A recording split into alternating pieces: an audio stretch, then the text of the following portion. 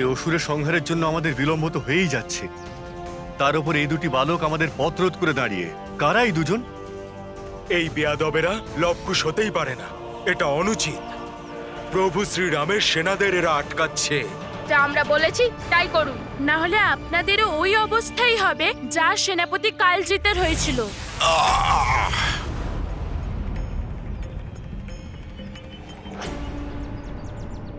আপনি যদি না দাঁড়ান তাহলে আমাদের বাণ আপনাকে আটকাবে।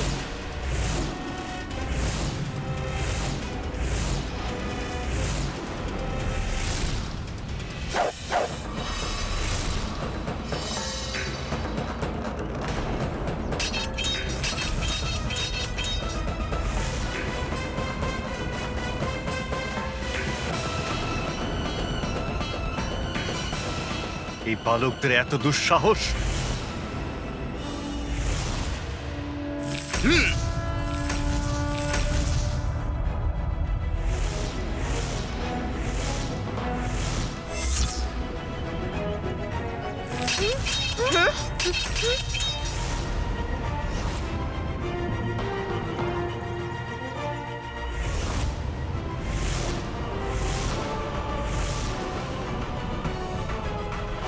কি, উনি তো উল্টে আমাদেরই বাণ দিয়ে আটকে দিলেন। ওনারা আমাদেরকেই আটকে দিলেন।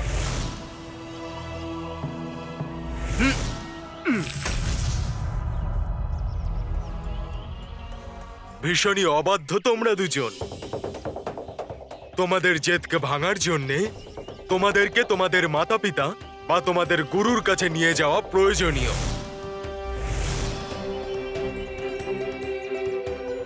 থামুন বীর হনুমান, আমি বুঝতে পেরেছি এই বালক দুজন কে আর এদের সাথে আমাদের কি করা উচিত।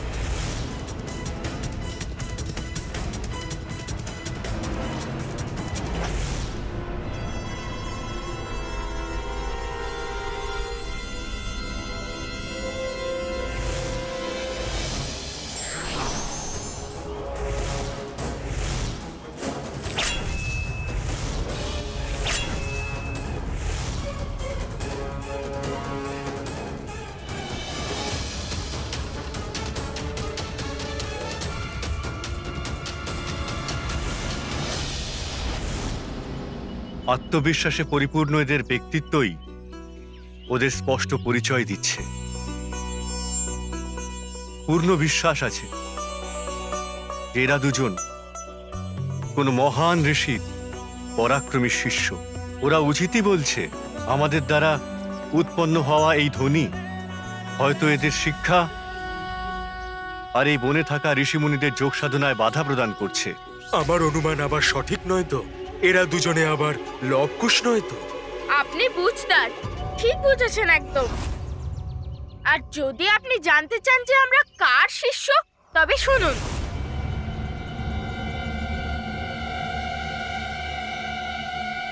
আমরা মহর্ষি বাল্মীকির শিষ্য।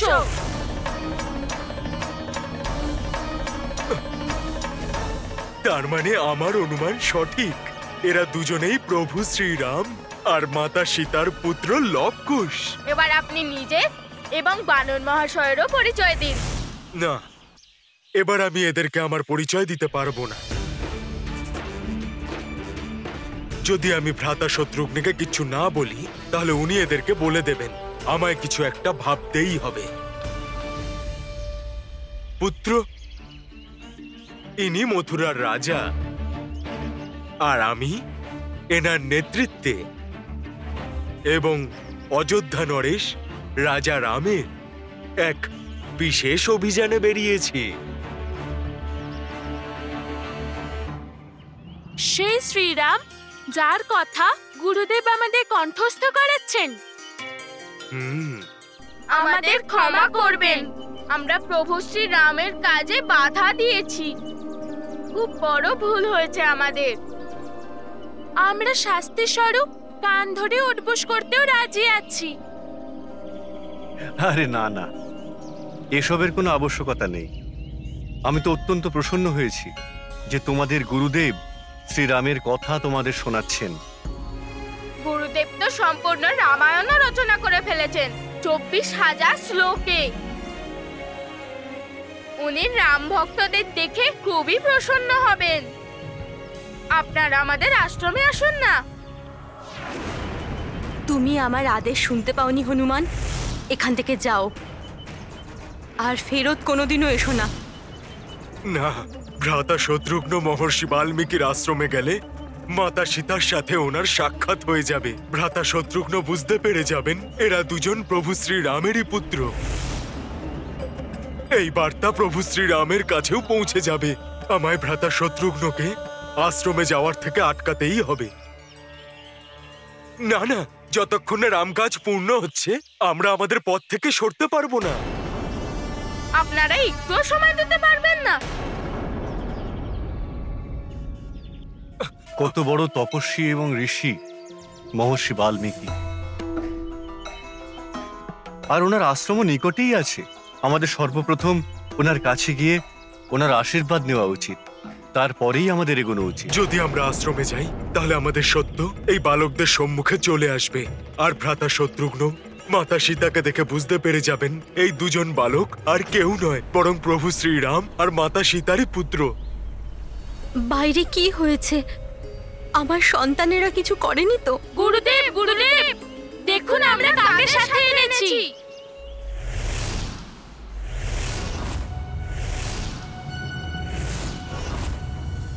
ভ্রাতা শত্রুঘ্ন,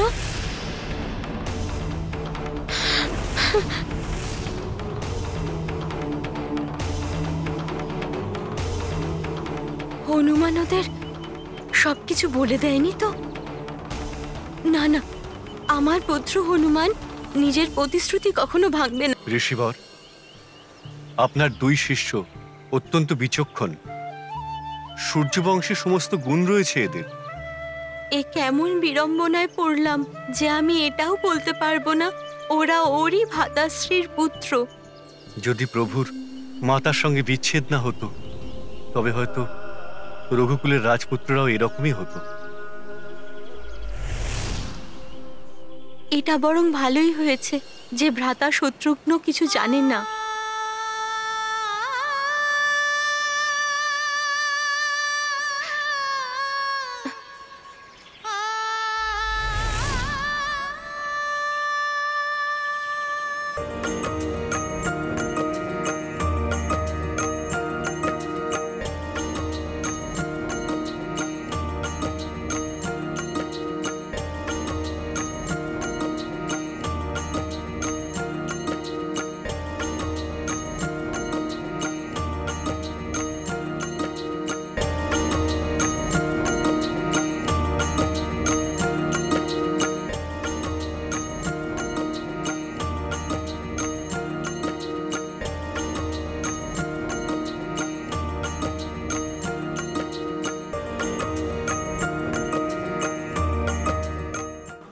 পুত্র হনুমান, এত বছর পরে এলে পুত্র, আর মায়ের সাথে না দেখা করেই চলে যাচ্ছিলে।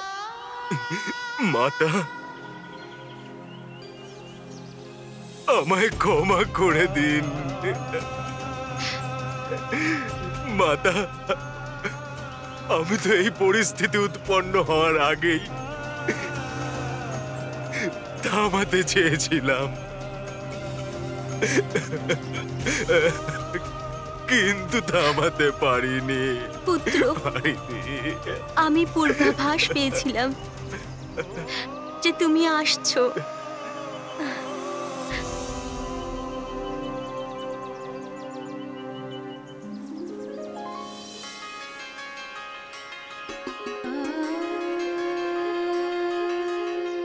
এই দেখো পুত্র, আমি তোমার জন্য ওই ফলগুলোই রেখেছি যেগুলো সবচেয়ে তোমার প্রিয়। নাও খাও, এতে আমি আনন্দ পাবো। তুমি ঠিকই বলেছ, লবণাসুর অত্যন্ত ক্রূর আর ভয়ানক অসুর।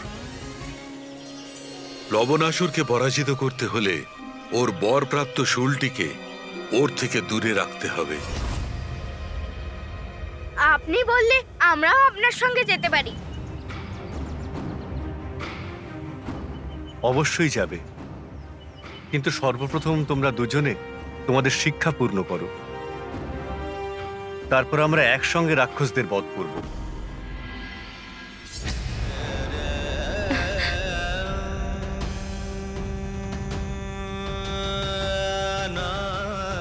পুত্র হনুমান, উনি কিরকম আছেন? আমার স্বামী, ওনার কথা বলো না। মাতা, আপনাকে ছেড়ে প্রভু কিভাবে ভালো থাকতে পারেন?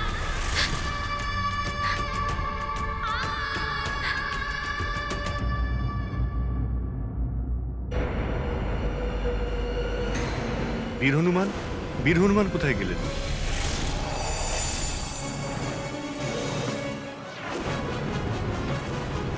যদি ভ্রাতা শত্রুঘ্ন মাতাকে দেখে নেন তাহলে সব শেষ হয়ে যাবে।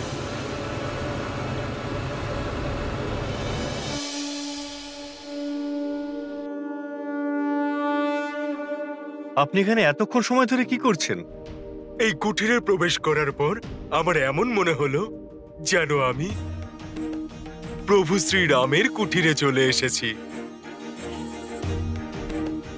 আমার সেই জন্যেই একটু দেরি হয়ে গেল। ও,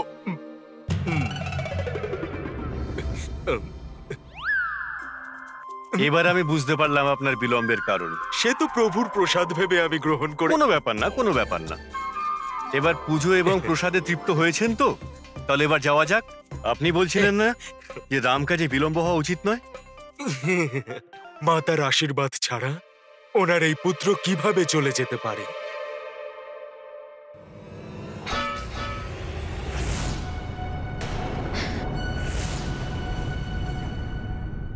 এখনো কি কোনো কাজ বাকি আছে? তাহলে যাওয়া যাক নাকি? না, হয়েই গেছে। চলুন। চলুন।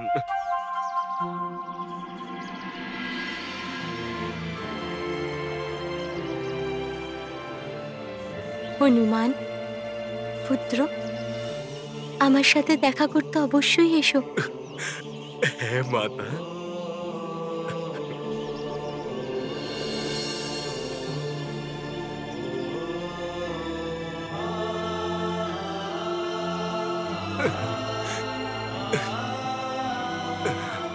খুব ভালো লাগলো আপনাদের মতো দুজন বীরের সাথে দেখা হয়ে।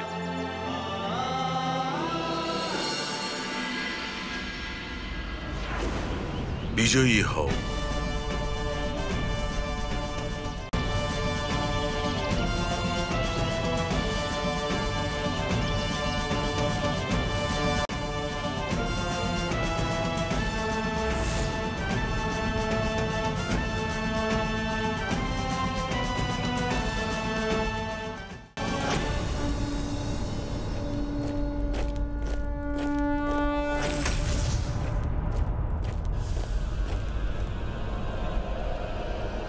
আমার তো এখানে কিছুই সঠিক মনে হচ্ছে না। মথুরা নরেশ রাত্রেও দিনের মতনই আলো জ্বালিয়ে রেখেছেন। এর রহস্য আমি এক্ষুনি জেনে নিয়ে ফিরছি। জয় শ্রীরাম।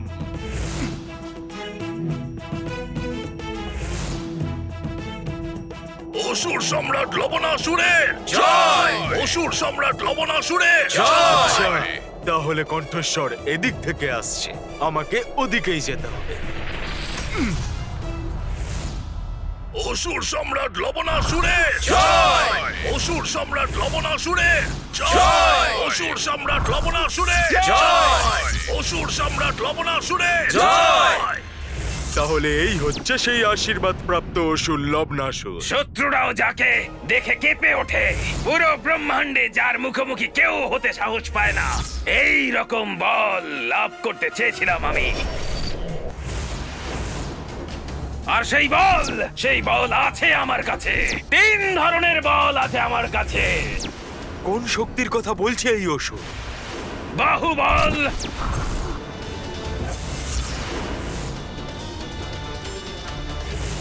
দিব্য বল আর লবণাসুর বল।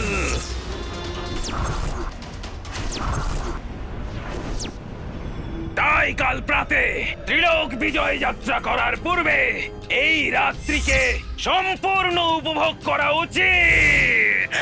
আনন্দ করতে চাই আমরা, আনন্দ করতে চাই আমরা। আচ্ছা, তাহলে এই পরিকল্পনা এই অসুরের। পানীয় আনা হোক।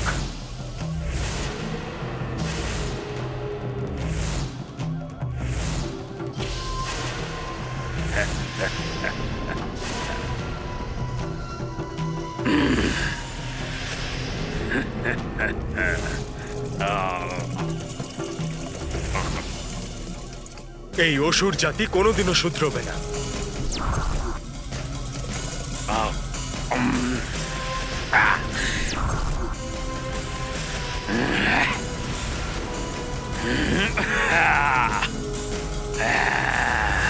আমি পানীয় পান করে উৎসব আরম্ভ করলাম। এবার তোমাদেরও আনন্দ লাভ করার সময় আমার অসুর বীরেরা। অসুর সম্রাট লবণাসুরের জয়! অসুর সম্রাট লবণাসুরের জয়! অসুর সম্রাট লবণাসুরের জয়! অসুর সম্রাট লবণাসুরের জয়! আনন্দ করতে চাই আমরা, আনন্দ করতে চাই আমরা, আনন্দ করতে চাই আমরা, আনন্দ করতে চাই আমরা, আনন্দ করতে চাই, আনন্দ করতে চাই আমরা, আনন্দ করতে চাই আমরা, আনন্দ করতে চাই। নিজের কার্য সিদ্ধি করার পরিকল্পনা এসে গেছে আমার মাথায়, কিন্তু তার পূর্বে ভ্রাতা শত্রুঘ্নর সঙ্গে আমায় দেখা করতে হবে।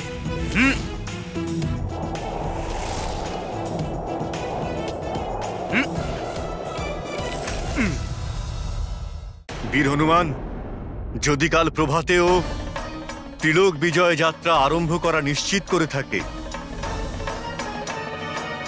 তাহলে আমাদেরও কালকে ভোরে সূর্যদেবের প্রথম কিরণের সঙ্গেই ওর যাত্রার উপর আক্রমণ করে ওকে থামাতে হবে। না ভ্রাতা শত্রুঘ্ন, কাল ভোরবেলা নয়। ভোরে নয় তো কখন বীর হনুমান?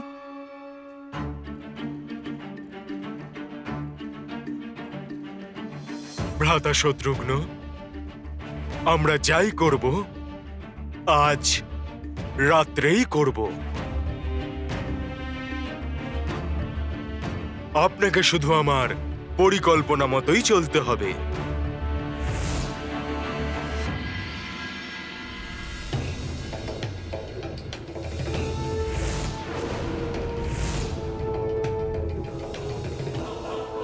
আপনি কি করতে চাইছেন বীর হনুমান? আপনার নেতৃত্বে আমাদের সেনা সংখ্যায় কম হওয়া সত্ত্বেও লবণাসুরের সহস্র কোটি সেনার সম্মুখীন হতে পারবে। কিন্তু ভ্রাতা শত্রুঘ্ন, আপনি মনে করুন মহর্ষি বাল্মীকি কি বলেছিলেন। লবণাসুরকে পরাজিত করতে হলে ওর বরপ্রাপ্ত শূলটিকে ওর থেকে দূরে রাখতে হবে। আমরা ওর দিব্য তীরের কোনো ক্ষতি করতে পারবো না, যার জন্য আপনার পূর্বপুরুষ রাজা মানধাতাও পরাস্ত হয়েছিলেন।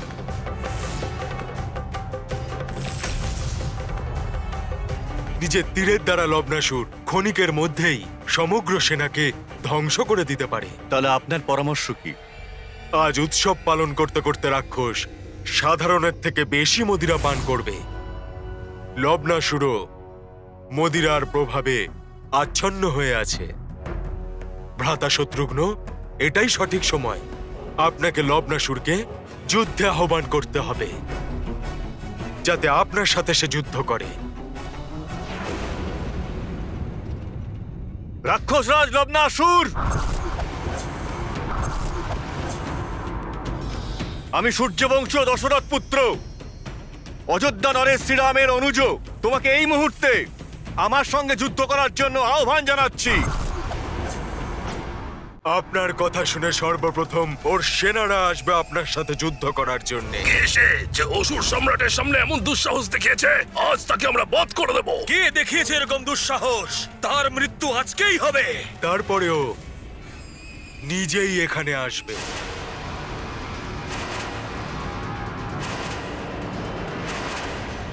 আর সকলকে পিছনে সরে যেতে বলবে। থামো। আমায় একটু দেখতে তো দাও, কে আমাকে যুদ্ধে আহ্বানে স্পর্ধা দেখিয়েছে আর নিজের মৃত্যুকে কাছে ডেকে নিয়েছে। যেভাবে ও একজন সূর্যবংশীয় রাজাকে হত্যা করেছিল, সেটা মনে পড়তেই ও আপনার কথা শোনার জন্য শীঘ্রই বাধ্য হয়ে যাবে। তাহলে তুমি সেই রঘুকুলের সন্তান, যে কুলের রাজা মান্ধাতাকে আমি ভস্ম করে দিয়েছিলাম।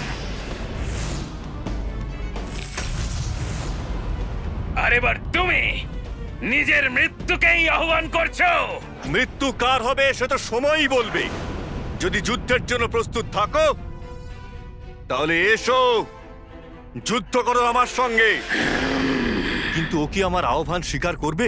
হ্যাঁ, মদিরার নেশাতে ও আসক্ত হয়ে ও আপনার আহ্বান অবশ্যই স্বীকার করবে। কিন্তু আপনি এটা স্পষ্ট করে নেবেন যে যুদ্ধ অস্ত্র শস্ত্র ছাড়াই হয়। কিন্তু রাক্ষস অস্ত্র শস্ত্রের সঙ্গে নয়। যদি সাহস থাকে আর নিজের শক্তির ওপর আস্থা থাকে তাহলে অস্ত্র বিনাই লড়ো আমার সঙ্গে। ঠিক বলেছ তুমি। যোদ্ধার পরিচয় মল্লযুদ্ধ দিয়েই হয়, আর তার জন্য আমি প্রস্তুত। ভ্রাতা শত্রুঘ্ন, যখনই ও আপনার আহ্বান স্বীকার করবে আপনি আমাকে নিজের যোদ্ধা রূপে এগিয়ে দেবেন, কারণ আমি ওকে মল্লযুদ্ধে আহত করার একটা পরিকল্পনা করেছি।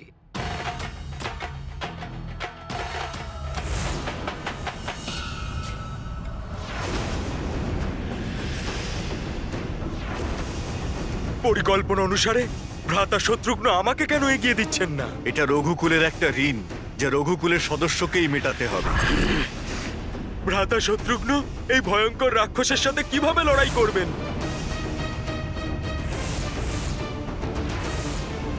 আমার পরিকল্পনা আবার ব্যর্থ না হয়ে যায়। যুদ্ধে জয়লাভ করার জন্য শক্তির থেকে যুক্তি বেশি কাজে আসে, তাই কখনো আবেগবশত হয়ে কোনো সিদ্ধান্ত নেওয়া উচিত নয়। For more updates, subscribe to our channel, click the show links and enjoy watching the videos.